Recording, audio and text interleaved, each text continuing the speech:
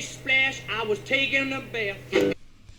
So I have a question, and I'm not sure if this applies to Gomer or not. I remember a section in your book that gave me a chuckle where you were explaining the bucket and bathing system on the boat, and it was titled "I'm Sorry."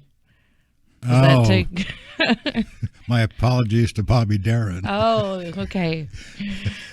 Either way, I love your humor that you've kept intact. Yeah. I don't know if you want to go into that story or not. But No, I don't. Anyone who reads it should.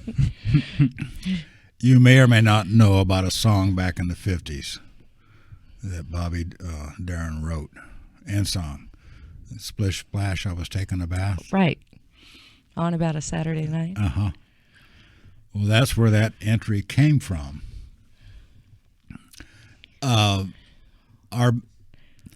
boat, maybe I'll explain the boat a little bit. Okay. Because it's an old World War II landing craft, the type you see in Saving Private Ryan.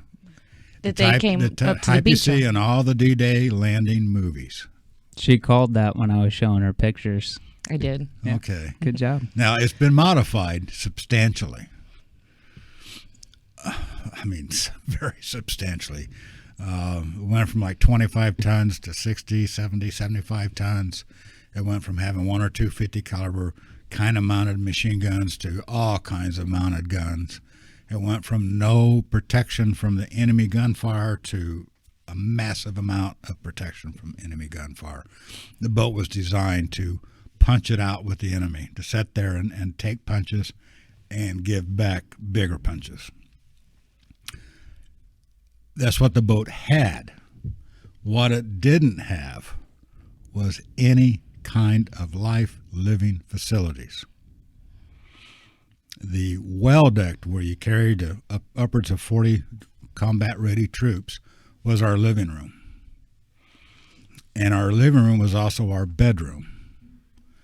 It had 4 cots the size of loungers that you lay on by the pool, to sleep on. But the crew was meant to be a 7-man crew, so there's not a bed per person. You shared. 2, it did not have any kind of water facilities, did not have any kind of cooking facilities, and we lived on those boats 24/7. So, Wow. What do you do when you need to relieve yourself?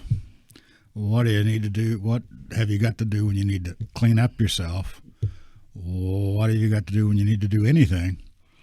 And you found a way and a means from what you had available on the boat. And some of my pictures that I took, you see a picture of a boat going by. It's a still shot, and it has a white ring on it, and you immediately think, well, gee, they've got a life preserver for saving lives. No, it's a toilet seat hanging on the side of the boat to put on top of a bucket. That's what that's for. It's not a life. Actually, what's stupid is where those life rings are at, or those toilet seats are at. It gave a great place for the enemy to shoot. Aim for the toilet seat, and you can probably get the main part of the boat controls. Oh. So we were kind of dumb about that, but we were all young and dumb. So we have a bucket, and our bucket's everything. It is your full bathroom facility. It is your bathtub. It is your shower. It is your sink. It is your faucet. Okay, wait a minute. It's your latrine. Wait a minute. Head in the Navy. Wait a minute. What? You use the same bucket that you relieve yourself in to pour river water on yourself while you're bathing? It's the same bucket that we dumped that water after relieving ourselves into, yes. That's rough. Yeah. I wouldn't want to do that. No. But you get to where you don't mind. What we would get excited if we were headed kind of near, sort of close to the South China Sea. The water would become not just brown; it would kind of start. You could see maybe 4 or 5 inches into the water because it was starting to get some clarity to it. And oh my goodness, the buckets came out. Or if it rained, like we've had around this place the last few days, Fresh water. the bars of soaps came out.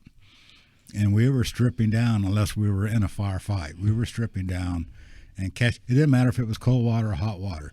If it was rain, if it was fresh water, we used it. We didn't have to use a bucket then. So now going back to that song, Splish Splash, I was taking a bath.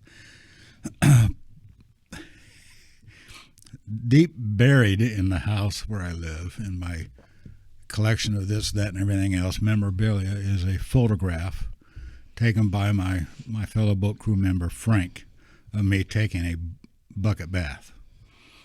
And it's not obscene, but it is full nudity. Just, the backside. So it's not something I've just made up out of the clear blue sky. But anyhow, a few days prior to this bucket bath shower, we'd been in a firefight, a horrendous firefight, beyond deadly firefight. A lot of deaths were occurring in that one. And we knew that we had killed a lot of Viet Cong at the water's edge. And through the next few days, we had remained in that general vicinity, moving in and out and up and down. And we're back to where we had that firefight, but now it's what would be called secure. There might be a sniper out there somewhere, but there wasn't a group firing at us. And so we were always stinky, but sometimes it got to where we couldn't even handle our own stink. So it was time to take a bucket bath. So I got the bucket out, scooped up a barrel of water, stripped down, splashed the water on me over my head, broke out the bar of soap, and started scrubbing. And I was just kind of glancing around, looking around while I'm doing this. And I started seeing some dead bodies floating from those that we had killed a few days before. And I got to thinking, I don't really need to rinse off this soap. I'll just put my clothes back on and I'll do it later on. So that's what that little entry is about, is I murdered his song, Splish Splash. Mm-hmm. I Changed the lyrics substantially, kind of got that rhymey, sing-songy style to it about the bodies are floating by. Because that's what that's about. But we all of us on the boat regularly, maybe once a week, took a bucket bath.